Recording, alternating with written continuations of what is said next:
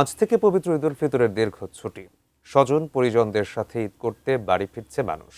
কদিন আগে থেকেই শুরু হয়ে গেছে অবশ্য ঈদযাত্রা, তবে স্বাভাবিক কারণেই আজ নেমেছে যাত্রীর ঢল। কেউ একা, কেউ পরিবারের সদস্যদের নিয়ে যাত্রা করছেন।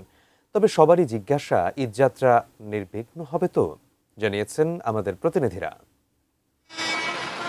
মহাসড়কে রাত দিনই অসংখ্য গাড়ির চলাচল। ঈদের ছুটিতে চাপ বেড়ে যায় বহুগুণ। বেড়ে যায় যাত্রী ও চালকদের দুশ্চিন্তাও। মাথায় রাখা ভালো, রাজধানী ছেড়ে ঢাকা, চট্টগ্রাম বা ঢাকা সিলেট মহাসড়কে যেতে ভোগান্তি সইতে হতে পারে ছোট বড় কয়েকটি যানজটের। গাড়ি ঢুকায় দেয়, এই বিধানে জামগুলা লাগে। মহাসড়ক দখল করে ওখানে দোকান বাজার এই স্ট্যান্ড এগুলা করে, যার কারণে মানুষ ভোগান্তিতে পড়ে। সাইনবোর্ড থেকে মেঘনা টুল প্লাজা পর্যন্ত অন্তত 12টি স্পটে খানাখন্দ, গাড়ির অবৈধ স্ট্যান্ড, ফুটপাতের দোকানপাট এবং উল্টো পথে অটোরিকশা ও লেগুনা চলাচলের কারণে যানজটের আশঙ্কা থাকছে।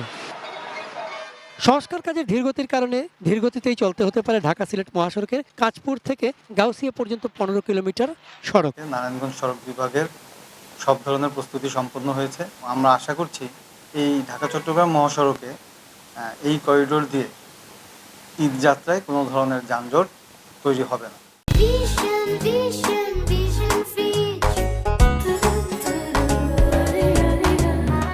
মাথা ব্যথার কারণ কুমিল্লা অংশের টিপরা বাজার ইউটার্ন পয়েন্টের দীর্ঘ যানজট। এছাড়া দাউদকান্দি, চান্দিনা, নিমসার, পদুয়ার বাজার, সোয়াগাজী ও চৌদ্দগ্রামে চলতে হতে পারে ধীর গতিতে। ছোটখাটো যানজটেও পড়তে হতে পারে।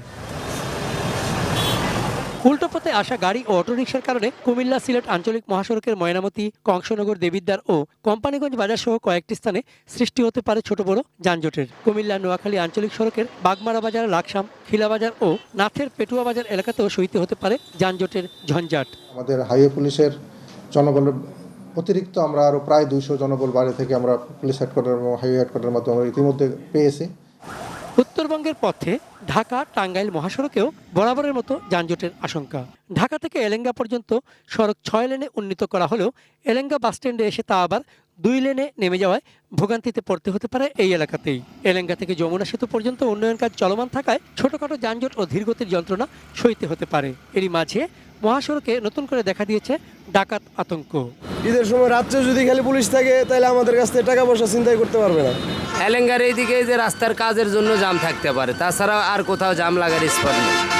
আমাদের 24 ঘন্টা ডিউটি থাকবে, শিফটিং থাকবে। এখানে আমাদের প্রায় 1000-এর মতো সদস্য মোতায়েন থাকবে, এই যেন যানজট না হয়। উত্তরবঙ্গের প্রবেশদ্বার যমুনা সেতুর পশ্চিম গোলচত্বর থেকে হাটিকুমরুল পর্যন্ত 22 কিলোমিটার মহাসড়কের অনেকাংশই ফাঁকা ও জনমানবহীন। যাত্রীদের নিরাপত্তায় এসকর্ট সার্ভিস দিচ্ছে সিরাজগঞ্জ পুলিশ। মোট 3টা টিম আমরা প্রতিদিন রাত 9টা থেকে ভোর 5টা পর্যন্ত আমরা এই গাড়িগুলা পৌঁছে দিচ্ছি। আমরা এই সিরাজগঞ্জ সীমানা পৌঁছে দিচ্ছি। চন্দন পাল, ডেস্ক রিপোর্ট, এটিএন নিউজ।